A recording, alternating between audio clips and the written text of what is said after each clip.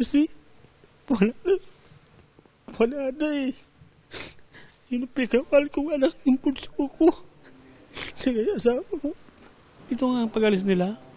Sabi niya, Papa, tatawag ka sa akin ha. Pag hindi ako tatawag sa iyo. Ito raw ang huling sinabi ng 9 na taong gulang na anak ni Elmer sa kanya bago bumiyahe ang bata kasama ng kanyang ina at asawa ni Elmer patungong Pangasinan kahapon. Dadalo sana sila sa isang children's camp doon na inorganisa ng kanilang simbahan.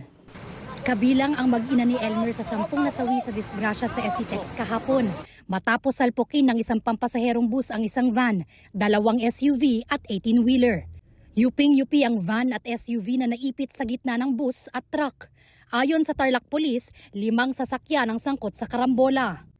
Isa lang ang nakaligtas sa van na may sakay na 9 na tao. Ang pinakabatang nasawing pasahero nito, 4 na taong gulang ayon sa mga otoridad. Humigit kumulang 30 ang sugatan sa disgrasya. Ang ilan sa kanila, patuloy na nagpapagaling sa Tarlac Provincial Hospital.